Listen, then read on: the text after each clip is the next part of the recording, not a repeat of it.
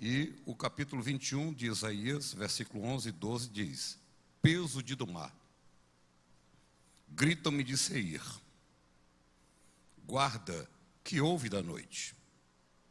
Guarda, que houve da noite? Disse o guarda: vem amanhã e também à noite. E se quereis perguntar, perguntai, voltai e vinde. Amém? Meus queridos, a história humana, eu comparo a história humana a um trem, um bonde, que nós pegamos e prosseguimos essa viagem que foi estabelecida. Talvez o nosso grande problema seja uma questão de visão. Nós costumamos enxergar a viagem toda, o trajeto todo, a partir da estação do trem que nós subimos. E quando nós subimos nesse trem que já vem andando, que é a historicidade humana, nós somos tendenciosos a ter uma visão do todo a partir do momento em que nós entramos nesse trem e achamos que tudo, tanto o passado como a rota que ainda vai ser estabelecida, será exatamente daquele modelo. A história humana, segundo alguns estudiosos, dividem a nossa história em período pré-moderno, período moderno, e o que nós chamamos hoje talvez de pós-modernidade. E alguns cientistas já ousam dizer que seria um momento não pós-moderno, mas pós-cristão. E cada momento da história tem as suas particularidades. Talvez o nosso grande problema seja exatamente nós entrarmos nesses 6.000 anos de história da civilização e acharmos que o todo da história é exatamente a partir do momento em que nós entramos nessa viagem. O período pré-moderno, ele é marcado por, pelo menos, eu quero ser simples, sem ser simplista nessa noite. A pré-modernidade, ela tem pelo menos 3 pontos focais. Na era pré-moderna, que vai até a Idade Média, é mais ou menos assim: um só Deus, verdade absoluta, Deus é o centro de tudo, e quem diz a verdade é a igreja. Então, até o período pré-moderno, a verdade era absoluta. Quem detinha, quem sustentava essa verdade era a igreja. No caso da Idade Média, não era a igreja protestante. A verdade era absoluta. Quem detinha essa verdade era a igreja. Deus era o centro de tudo. Um Deus, uma verdade. Só que, nesse período, a igreja, ela cometeu muitas atrocidades em nome de Deus. E o que vai marcar esse rompimento, porque quando nós falamos de pré-modernidade, modernidade, pós-modernidade, nós estamos falando de uma época, mas de uma mentalidade. E qual era a mentalidade da era pré-moderna que foi até a Idade Média? De que havia um só Deus. E a verdade era absoluta, mas a verdade que se dizia absoluta era a verdade que a igreja vigente dizia que era verdade. Só que muitas dessas verdades não tinham base escriturística. E o que vai marcar exatamente o rompimento desse período da era pré-moderna para a era moderna é o avanço da ciência. Nós não temos uma data específica, mas nós temos basiladores, nós temos baliza que servem mais ou menos para a gente ter uma noção. Um dos eventos que vai marcar exatamente esse rompimento da mentalidade pré-moderna para a moderna é 1789, embora não tenha uma data, mas houve um evento muito importante chamado a Queda da Bastilha. Ninguém conseguia ir contra o pensamento, a mentalidade que a igreja estabelecia. Só que houve o surgimento da ciência. E a ciência, ela propôs uma nova mentalidade. A verdade só seria verdade se passasse pelo crivo da razão ou se houvesse comprovação científica. Então, a verdade na era moderna, com o avanço da ciência, homens como Galileu, Copérnico, cientistas que começaram a colocar em dúvida a verdade que a igreja ministrava, que a igreja estabelecida pregava.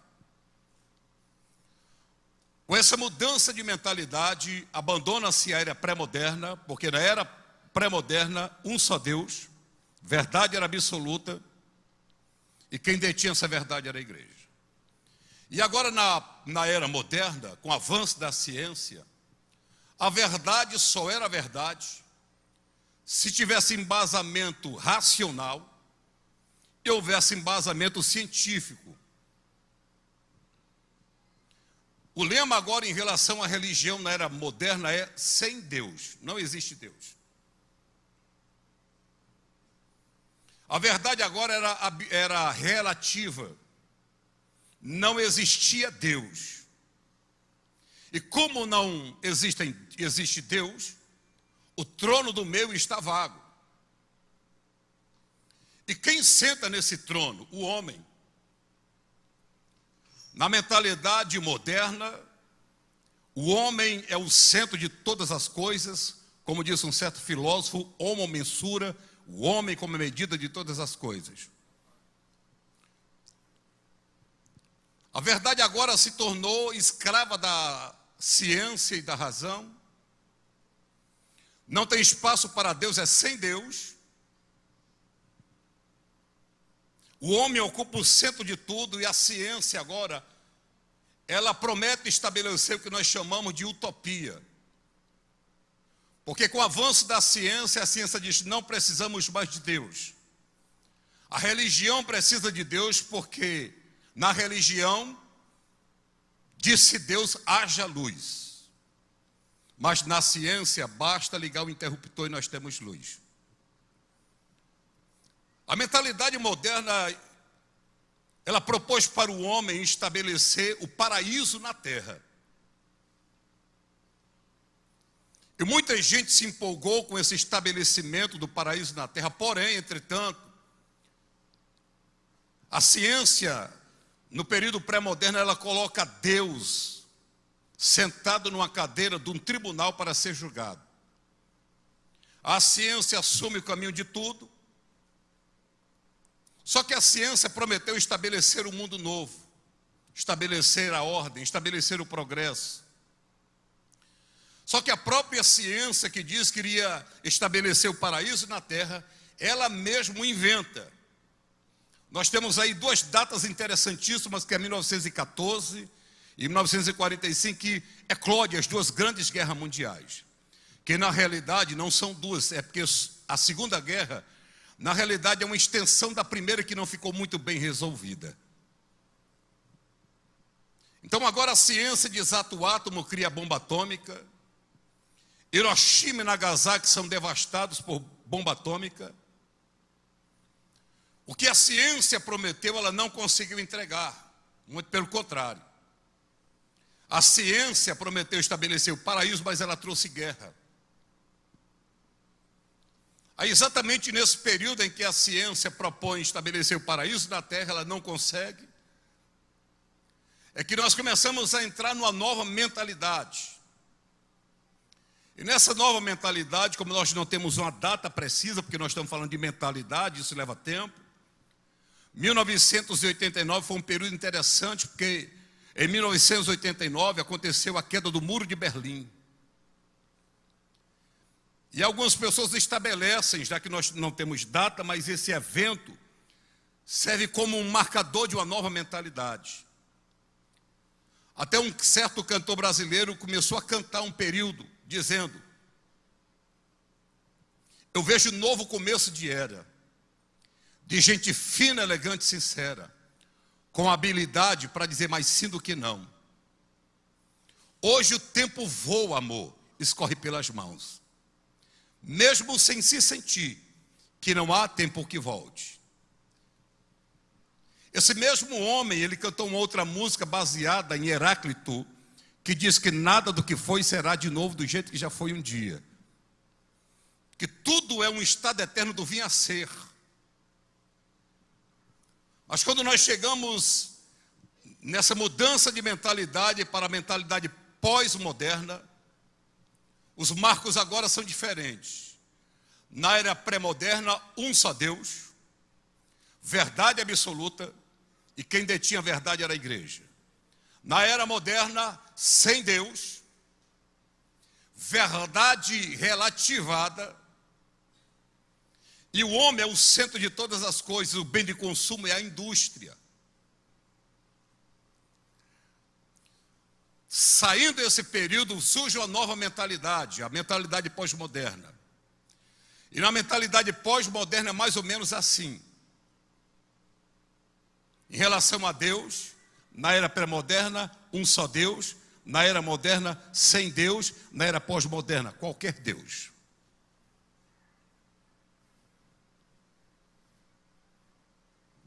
E a verdade agora ela é relativa. Porque na era moderna, deixa eu só fazer uma correção, a verdade se tornou escrava da ciência e da razão. E agora na era pós-moderna, a verdade ela é relativa. A sua verdade não é a minha verdade. Na realidade, nós vivemos hoje, pastor Sócio, numa guerra de cosmovisões. Nós somos cristãos, nós entendemos que tem uma guerra espiritual, mas existem muitos níveis de guerra espiritual, e meu segundo livro foi só sobre batalha espiritual. Existe batalha espiritual de nível pessoal. 1 de Pedro 5,8, sede sóbrios e vigilantes, que o diabo, vosso adversário, anda rugindo como um leão, procurando a quem possa tragar.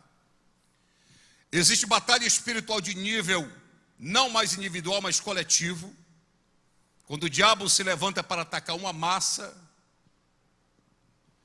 mas essa massa que é alvo do ataque do diabo, Jesus falou em Cesareia de Filipe: edificarei a minha igreja, e as portas do inferno não prevalecerão contra ela. Existe o terceiro nível de batalha espiritual, que é o local. Talvez alguns líderes aqui que andam pelo sertão ou em algumas regiões sabem que tem locais que a gente sente o peso. São geografias que são dominadas. Batalha espiritual de nível pessoal, coletivo, local. Batalha espiritual de nível celestial. A Bíblia diz que tem guerra no céu. E existem guerras espirituais onde nações são dominadas. Na era pós-moderna, sem nenhum, aliás, qualquer Deus serve. E a verdade é o seguinte: a sua verdade não é a minha verdade. Uma menina chega grávida em casa, na pós-modernidade, ela chega grávida, e o pai diz: é menino ou menina? E ela diz: pai, eu não sei, quando crescer é que vai decidir se vai ser menino ou menina.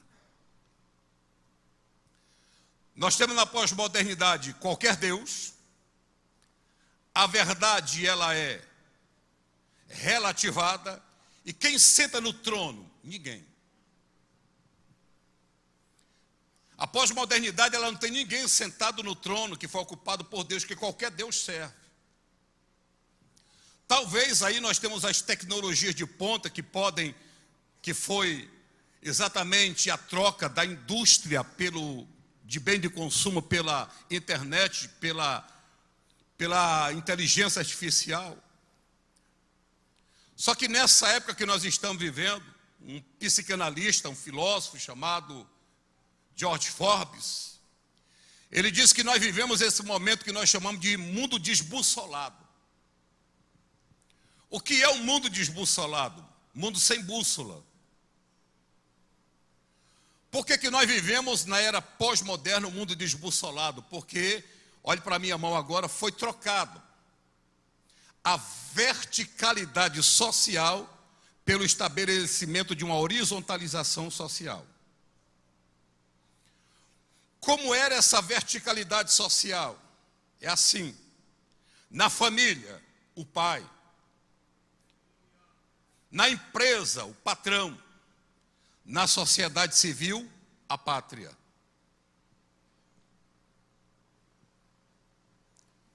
Só que o mundo achou que esse padrão aqui era muito opressor. Então, um pensamento pós-moderno quebrou a verticalidade social e procurou estabelecer a horizontalização social. Aqui na verticalidade social nós tínhamos modelos. Na família, o pai; na empresa, o patrão; na sociedade civil, a pátria. Só que como essa torre foi derribada, estabelecida exatamente a horizontalização social, não tem modelo. A palavra que mais faz leitura e jus à horizontalização social é uma palavra chamada diversidade. Já que nós não temos modelo, agora nós temos diversidade. Faz sentido?